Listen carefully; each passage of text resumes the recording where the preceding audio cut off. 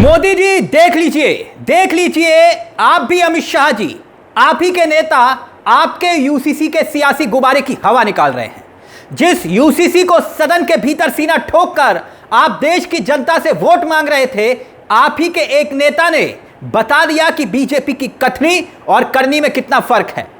ये बीजेपी के नेता हैं, एक महिला के बालों को सुलझा रहे हैं, कभी रील बना रहे हैं तो कभी खुलेआम मोहब्बत का इजहार कर रहे हैं। बीजेपी के नेता, ये नेता कौन है और कौन है ये महिला, और क्यों ये दोनों सोशल मीडिया पर इस कदर वायरल हुए कि बीजेपी की जगहसाई हो गई। जगहसाई की वजह क्यों बन रहे हैं ये, और जनता सवाल पूछ रही है कि मोदी जी, अमित शाह जी, धामी जी और उत्तराखंड के पीआर में नंबर 1 सीएम धामी का मैं जिक्र कर रहा हूं। धामी जी, आपकी कथनी और करनी में फर्क क्यों? आखिरकार जनता के लिए नियम कुछ और, बीजेपी नेताओं के लिए नियम कुछ और क्यों? तो चलिए पहले मिलिए इन बीजेपी नेता से, फिर उस कानून का जिक्र भी जिसके लागू होने के बाद बीजेपी ने गली गली शोर मचाकर वोट मांगा था, कहा था कि वोट दीजिए, हम यूसीसी लेकर आ रहे हैं और उत्तराखंड में सत्ता हासिल की। मगर पहले इन बीजेपी नेताओं से मिलिए, जी हां, बीजेपी के नेता से मिलिए। बीजेपी नेता की यह कहानी रील नहीं है, बिल्कुल रियल यानी कि सच्ची घटना है। ऐसी घटना जिसे सुनकर आप भी दंग रह जाएंगे। दरअसल ये है हरिद्वार के ज्वालापुर से बीजेपी के पूर्व विधायक, जी हां, पूर्व विधायक सुरेश राठौर, रविदास चारे सुरेश राठौर, जो एक महिला के बाल संवारते हुए आप देख रहे होंगे। इन्हीं ज्वालापुर से बीजेपी के पूर्व विधायक सुरेश राठौर ने अभिनेत्री उर्मिला से शादी की है।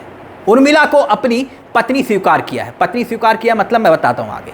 उर्मिला ने दावा किया था दरअसल दोस्तों ये कि पूर्व विधायक जी यानी कि सुरेश राठौर ने उन्हें प्रेम जाल में फंसाकर नेपाल में गंधर्व विवाह किया। मगर उर्मिला के मुताबिक शादी के कुछ ही वक्त के बाद सुरेश जी ने कहा कि तुम अपने रास्ते, हम अपने रास्ते, दोनों ने दूरी बना ली, अकेले छोड़ दिया महिला को। मगर अब बीजेपी के पूर्व विधायक सुरेश राठौर ने अभिनेत्री उर्मिला को पत्नी के रूप में स्वीकार कर ही लिया।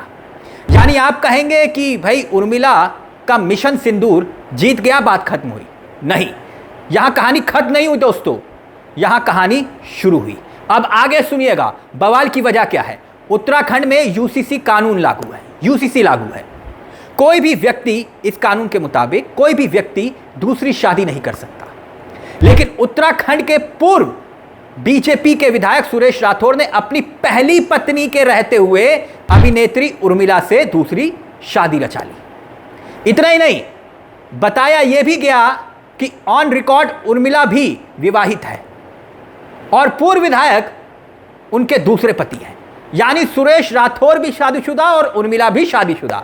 यानी यह हुआ कि जिस यूसीसी के जरिए हिंदुत्व की रक्षा का जिक्र करने वाली धामी की सरकार ने खूब शोर मचाया, कभी कहा लव जिहाद, थूक जिहाद, लैंड जिहाद। यह उत्तराखंड में कभी नहीं हुआ था, लेकिन हुआ लव जिहाद, थूक जिहाद, लैंड जिहाद। सीएम धामी के मुताबिक वोट मांगे आज उन्हीं के ही नेता इसी यूसीसी के दावे की पोल खोल रहे हैं। सवाल अब ये उठ रहे हैं कि क्या बीजेपी वालों के लिए कानून अलग है? क्योंकि आप और हम जानते हैं ना कि उत्तराखंड में यूसीसी लागू है। इसका मतलब क्या हुआ कि पहली पत्नी को तलाक दिए बिना कोई व्यक्ति दूसरी शादी नहीं कर सकता। मगर भाजपा के पूर्व विधायक सुरेश राठौर ने डंके की चोट पर अपनी सरकार को ठेंगा दिखाकर पहली बीबी होने के बावजूद दूसरी शादी रचा ली। मगर विधायक के उलझते बालों की कहानी के पीछे भी एक कहानी है। ये जो आप देख रहे हैं ना, बाल सुलझा रहे हैं विधायक जी, इस कहानी को भी आप सुनेंगे तो दंग रह जाएंगे। अब विपक्ष यानी कांग्रेस इस मुद्दे को लेकर क्या कुछ कह रही है, पहले ये बयान सुनिए और फिर उसके बाद ये उलझे बालों की सुलझी कहानी भी आपको सुनाएंगे। लेकिन पहले विपक्ष क्या कह रहा है, कांग्रेस क्या कुछ कह रही है, वो सुनिए। ये हतप्रभ करने वाला तथ्य है कि आज 4 दिन बीत गए हैं, सुरेश राठौर उनकी तथाकथित दूसरी पत्नी ने जिस तरह से प्रेस कॉन्फ्रेंस करके अपने रिश्तों की स्वीकार्यता के बारे में बताया है और सुरेश राठौर ने उर्मिला को अपनी दूसरी पत्नी स्वीकार किया है। भारतीय जनता पार्टी का संगठन बिल्कुल मूक दर्शक बना हुआ है, धृतराष्ट्र बना हुआ है।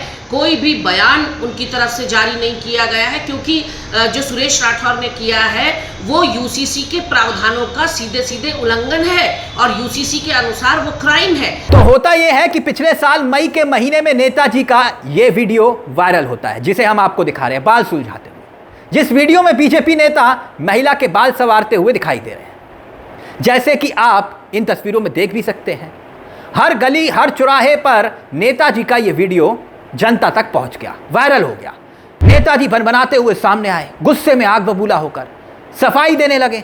अब सफाई क्या थी वो सुनिएगा। सफाई ये कि मेरी एक फिल्म आ रही है। क्या? विधायक जी की फिल्म आ रही है, और फिल्म का नाम सुनिए जो बताया। इन्होंने कहा कि विधायक जी फिल्म आ रही है, भाभी जी विधायक हैं। दावा सुरेश राठौर का यह था कि यह सीन उसी फिल्म का एक हिस्सा है। सुरेश राठौर ने उस वक्त यह भी दावा किया था कि वीडियो में जो महिला दिख रही है ना आपको, वो सहारनपुर की रहने वाली है। इसके पति से इसका तलाक का मामला चल रहा है। फिल्म है भाभी जी विधायक हैं। नेताजी कहते हैं कि वो इसमें मुख्य अभिनेता हैं।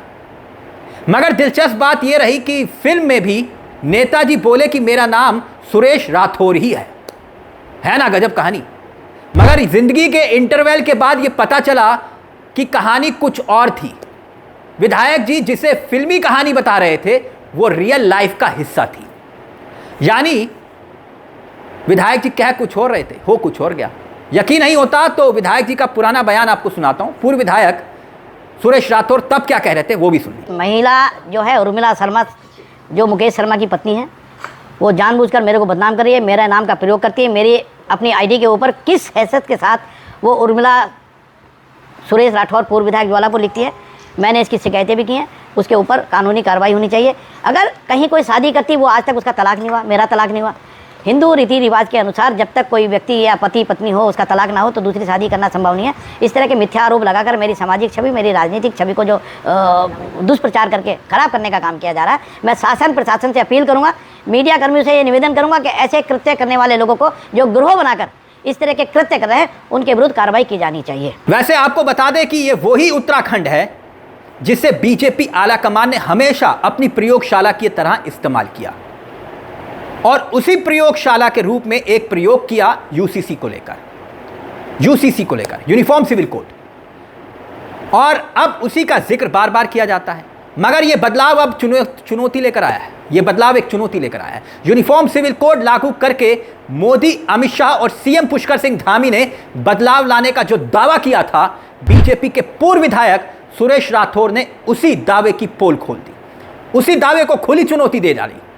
पहली बीबी होने के बावजूद उन्होंने दूसरी शादी रचा ली, जबकि यूसीसी के मुताबिक नेताजी ने अपराध किया है, क्योंकि यूसीसी कहता है कि ऐसी घटनाओं का रजिस्ट्रार स्वतः संज्ञान ले सकते हैं।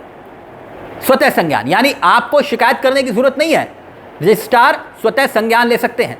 लेकिन सवाल ये कि इस घटना में ऐसा क्यों नहीं हुआ? क्योंकि मामला बीजेपी के नेता का है। तो अब पता चलेगा कि यूसीसी कानून के हाथ लंबे कितने हैं। जब भाजपा नेता अपनी सरकार के बनाए हुए कानून की धज्जियां उड़ा दे, तो फिर विपक्ष से उम्मीद करना बेईमानी हो जाता है।